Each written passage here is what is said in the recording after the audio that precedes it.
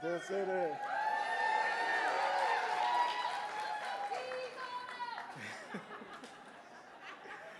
How's everybody doing? It's great to see all these people all these people who are here to hear me talk. So I appreciate that. That's all right. So my name is Mike De Los Santos, the owner of Mike D's Barbecue, a small community restaurant and barbecue shop in East Durham.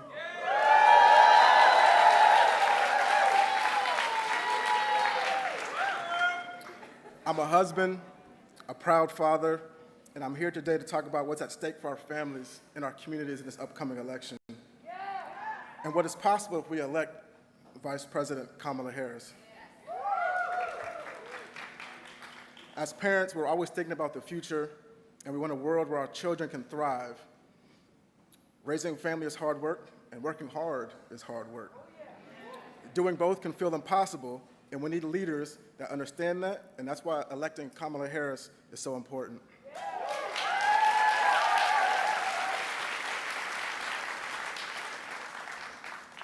Vice President Harris is standing up for families and fighting to lower costs, just like she has done her entire career. She sees what folks are going through, like the families in my community who are struggling to pay bills, stretching a budget to afford groceries, scrambling to afford medication to live. Access to affordable health care is personal to my family. In 2012, our son Aaron passed away after bravely battling hypoplastic left heart syndrome. That's why it means so much to me that the Vice President is working to make sure everyone can get access to the care they need.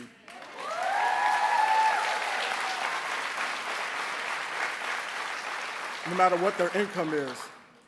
She's working to lower prescription drug costs, which make a huge difference for people across this country and North Carolina. At Mike D's, we're all about community, from our customers to the folks on staff who came in early today so I could be here. Come by at 4 o'clock for dinner. But as housing costs rise, it's getting harder and harder for our community to thrive. And though I love what I do, it's hard to build a business and work hard in a city that sometimes you can't even afford to live in yourself, especially when you're working hard to make sure that your employees make a living wage. I've seen how important it is to have leaders who are fighting for people like us, and I've seen the damage that occurs when leaders put their own interests ahead of our families. Amid the grief of losing our child, we opened Mike D's in 2013 as a barbecue sauce company. During the pandemic, we had to pivot as things shut down, and we've expanded to the restaurant that we are in now. We saw the way that Trump left small business owners behind. We know that he'll only work to make the rich richer, even at our expense, if given another chance. On the other hand, Vice President Harris has made it a priority to help small business access the capital they need to get started and to grow. It's very important. I'm here today because we have a choice for ourselves and our children, for businesses and the communities we invest in. Vice President Harris will always fight for working families like mine. We can and will elect Vice President Harris and Governor Tim Walz.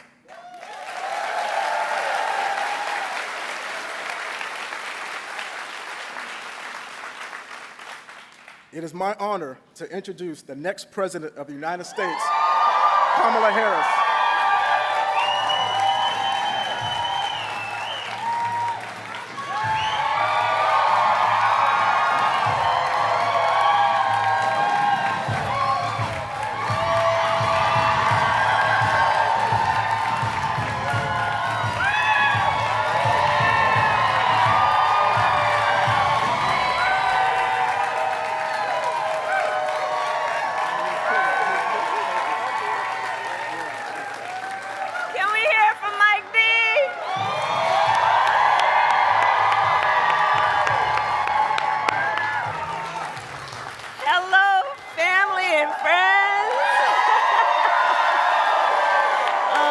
Good to be back in North Carolina. Oh, it's good to see everyone.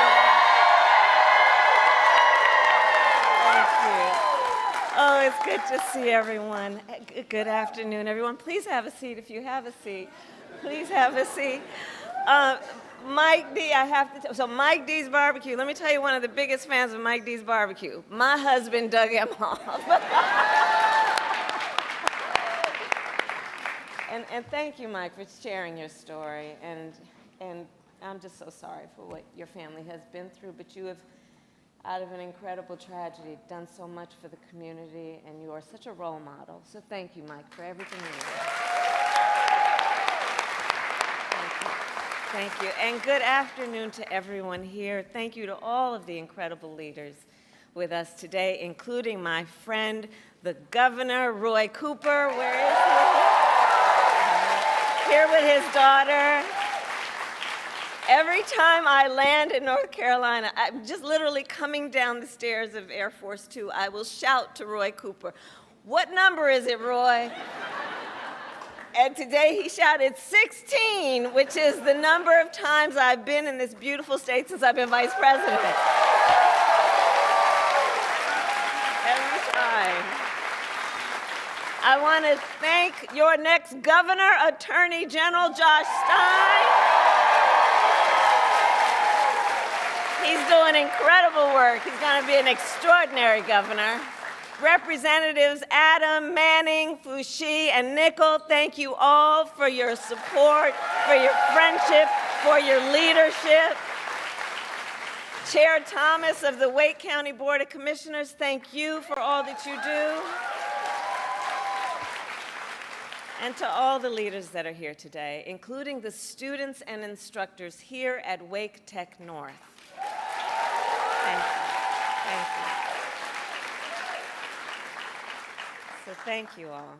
So listen, this election, I do strongly believe, is about two very different visions for our nation. One, ours, focused on the future, and the other, focused on the past. We see that contrast clearly in many ways, including when it comes to how we think about the economy. So our country has come a long way since President Biden and I took office. At that time, we sadly remember the millions of Americans that were out of work. We were facing one of the worst economic crises in modern history. And today, by virtually every measure, our economy is the strongest in the world.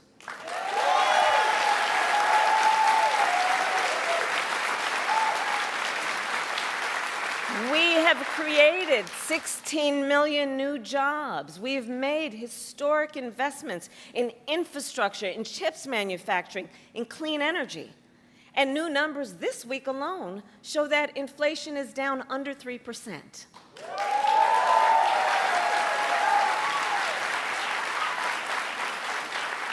And as President of the United States, it will be my intention to build on the foundation of this progress. Still, we know that many Americans don't yet feel that progress in their daily lives. Costs are still too high. And on a deeper level, for too many people, no matter how much they work, it feels so hard to just be able to get ahead. As president, I will be laser focused on creating opportunities for the middle class that advance their economic security, stability, and dignity. Together, we will build what I call an opportunity economy. An opportunity economy. An economy where everyone can compete and have a real chance to succeed. Everyone, regardless of who they are or where they start, has an opportunity to build wealth for themselves and their children. And where we remove the barriers to opportunity so anyone who wants to start a business or advance their career can access the tools and the resources that are necessary to do so.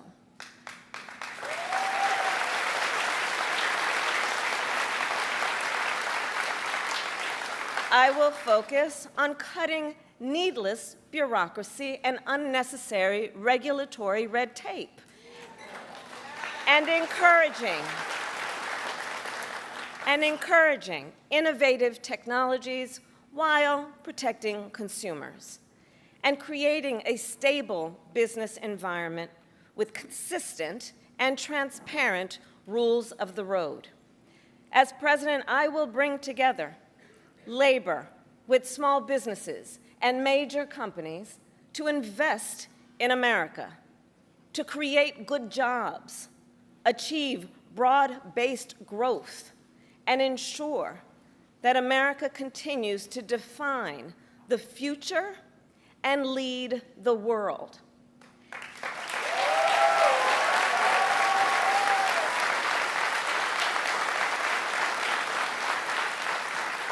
And key to creating this opportunity economy is building up our middle class.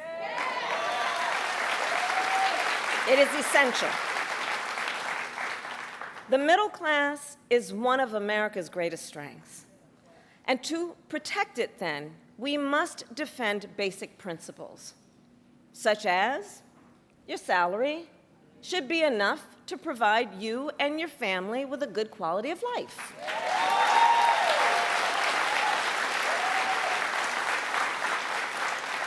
Such as no child should have to grow up in poverty.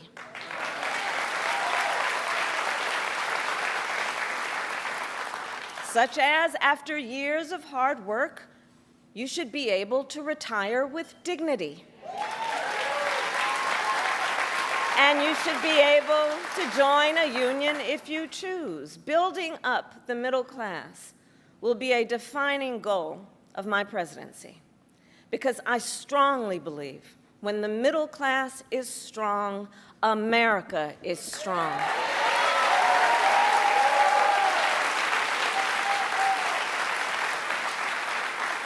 So in the weeks to come, I will address in greater detail my plans to build an opportunity economy. And today, I will focus on one element that's on the minds of many Americans as they pay their bills at the kitchen table or walk the aisles of a grocery store. And that is lowering the cost of living.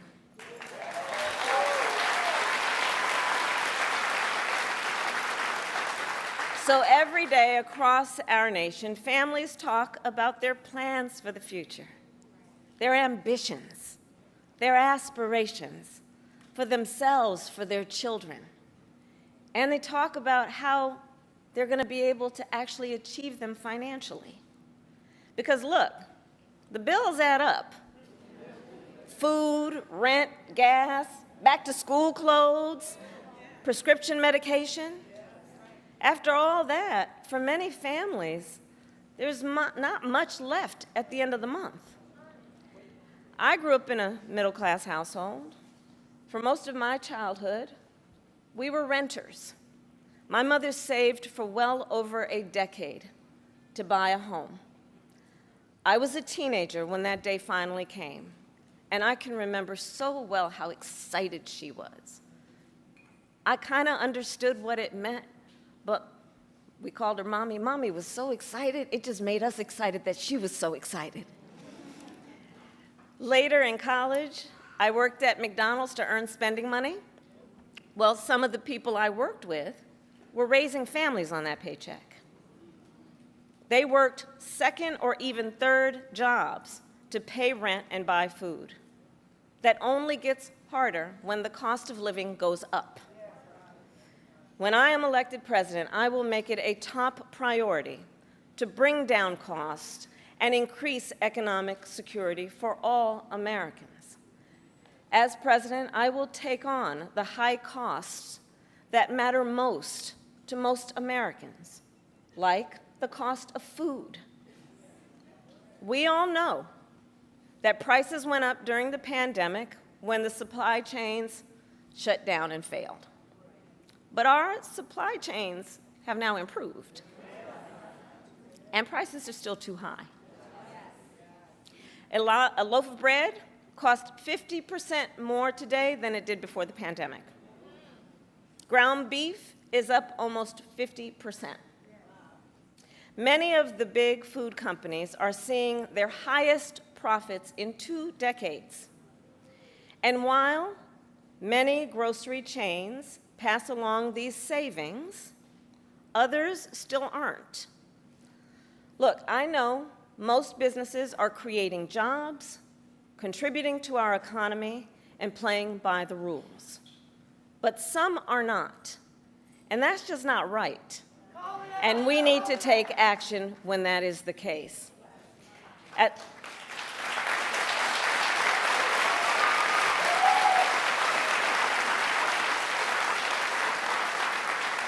As Attorney General in California, I went after companies that illegally increased prices, including wholesalers that inflated the price of prescription medication, and companies that conspired with competitors to keep prices of electronics high. I won more than $1 billion for consumers.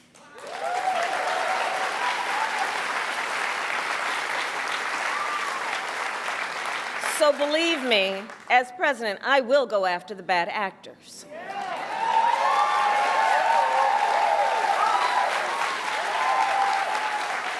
And I will work to pass the first ever federal ban on price gauging on food. My plan will include new penalties for opportunistic companies that exploit crises and break the rules, and we will support smaller food businesses that are trying to play by the rules and get ahead.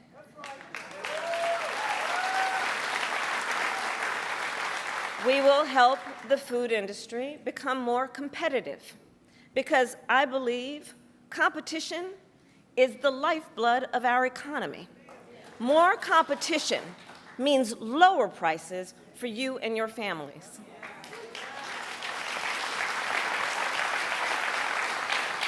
Now compare what Donald Trump plans to do. He wants to impose what is, in effect, a national sales tax on everyday products and basic necessities that we import from other countries. That will devastate Americans. It will mean higher prices on just about every one of your daily needs.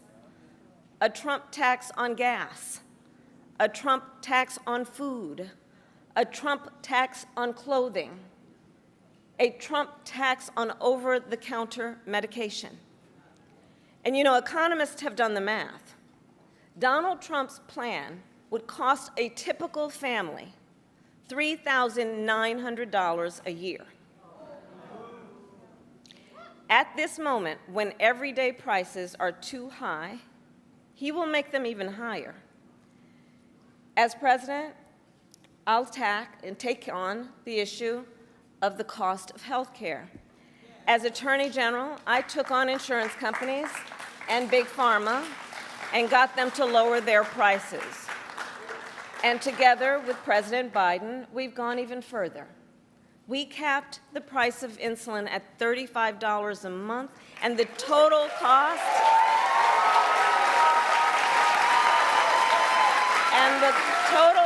of prescription drugs at $2,000 a year for seniors. We let Medicare negotiate lower drug prices for seniors. And just yesterday, we announced that we are lowering the price by up to 80% for 10 more life-saving drugs.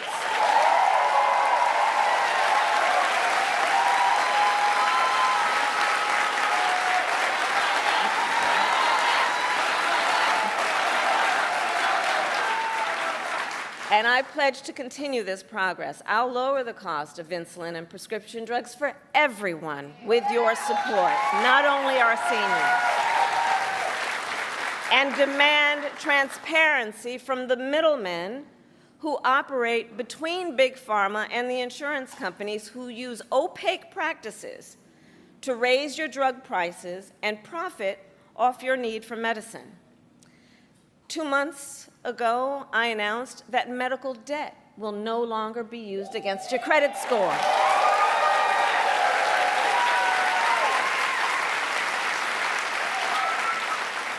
And I will work as president with states like here in North Carolina, Roy Cooper, thank you again, to cancel medical debt for more and more, millions more Americans.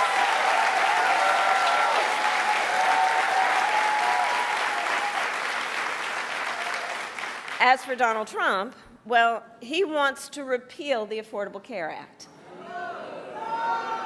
which 45 million Americans rely on. 45 million Americans rely on it for health care.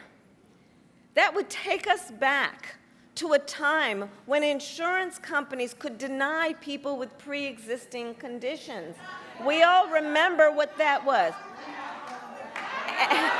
And we're not going back. We're not going back. We're not going back. And remember, and this is why we're not going back, because we do remember, he tried to cut Medicare every year he was president, threatening a program that tens of millions of seniors count on. And according to his Project 2025 agenda, he intends to undo our work to bring down prescription drugs, the cost of prescription drugs, and insulin costs. Well, we've come too far to let that happen.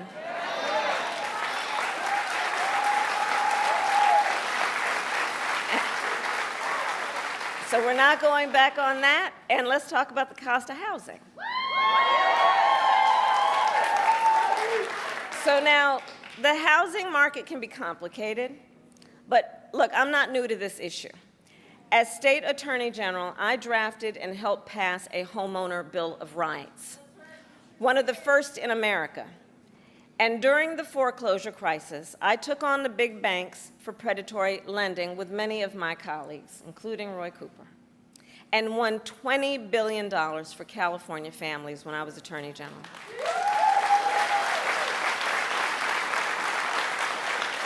So I know how to fight for people who are being exploited in the housing market.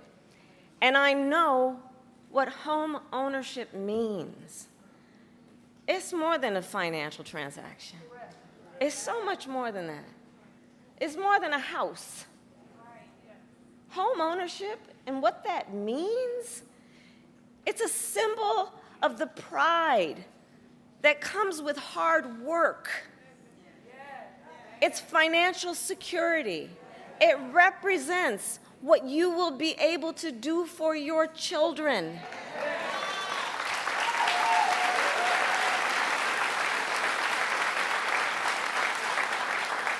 And sadly, right now, it is out of reach for far too many American families. There's a serious housing shortage. In many places, it's too difficult to build, and it's driving prices up. As president, I will work in partnership with industry to build the housing we need, both to rent and to buy. We will take down barriers and cut red tape, including at the state and local levels.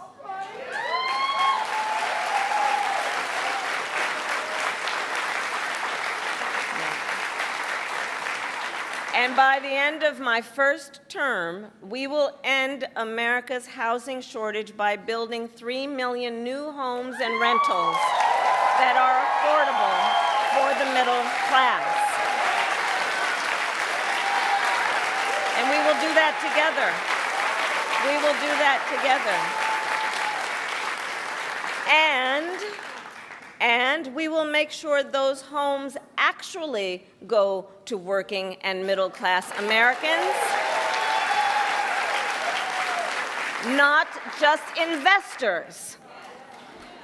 Because, you know, some corporate landlords, some of them, buy dozens, if not hundreds of houses and apartments. Then they turn them around and rent them out at extremely high prices. And it can make it impossible then for regular people to be able to buy or even rent a home.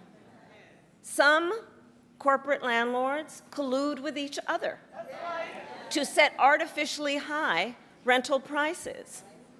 often using algorithms in price-fixing software to do it. It's anti-competitive, and it drives up costs. I will fight for a law that cracks down on these practices.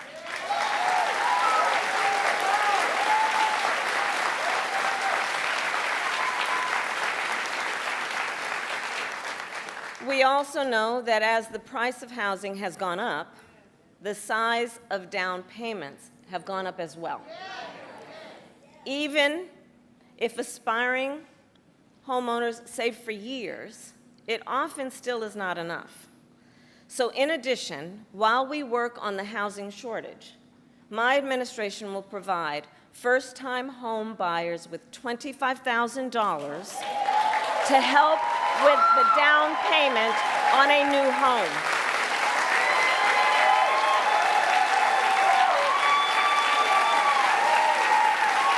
We can do this. We can do this.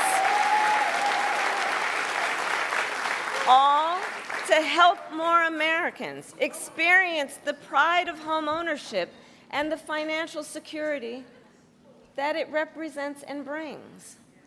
So that's my plan. But here's what Donald Trump would do. If his Project 2025 agenda is put into effect, it will add around $1,200 a year to the typical American mortgage. He's got it backward. We should be doing everything we can to make it more affordable to buy a home, not less.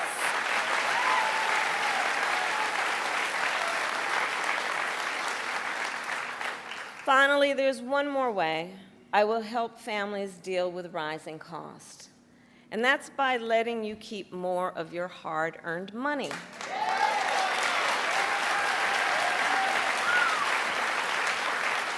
Under my plan, more than 100 million Americans will get a tax cut, and we will do this by restoring 2 tax cuts designed to help middle-class and working Americans: the Earned Income Tax Credit and the Child Tax Credit.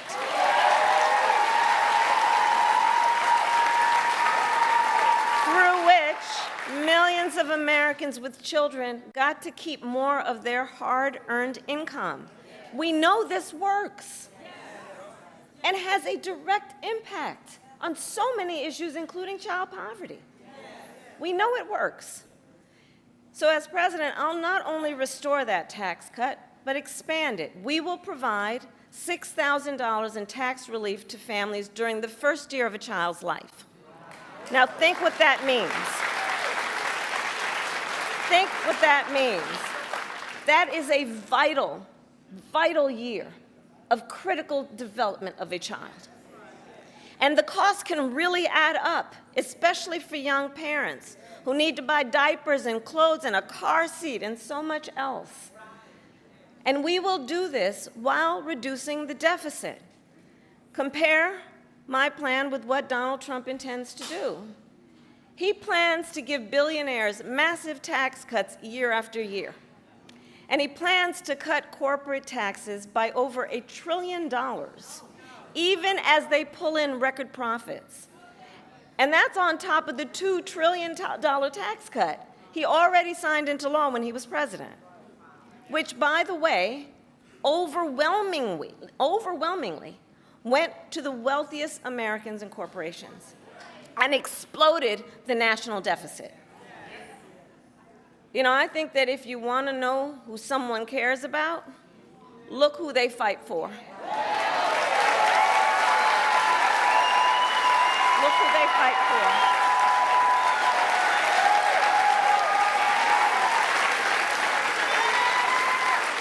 Donald Trump fights for billionaires and large corporations. I will fight to give money back to working and middle-class Americans.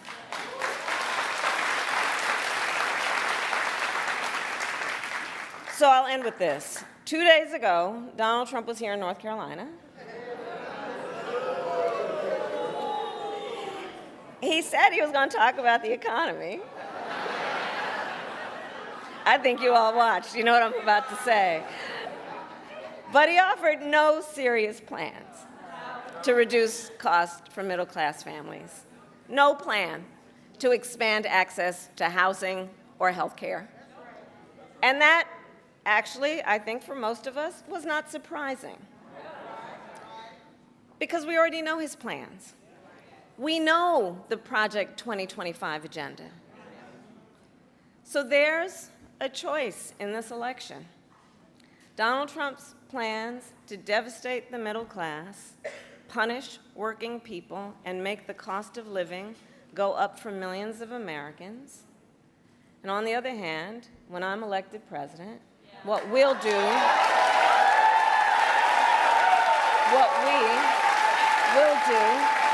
to bring down costs, increase the security and stability financially of your family, and expand opportunity for working and middle-class Americans.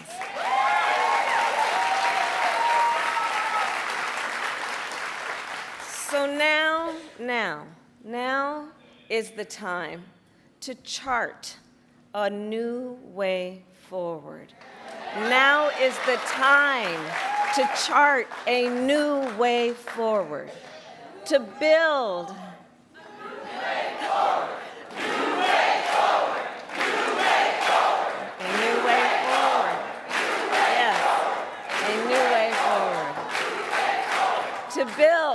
to build an America where everyone's work is rewarded and talents are valued, where we work with labor and business to strengthen the American economy, and where everyone has the opportunity not just to get by, but to get ahead. So I thank you, North Carolina. We're going to get this done. And with your help, God bless you, and God bless the United States of America. God bless you.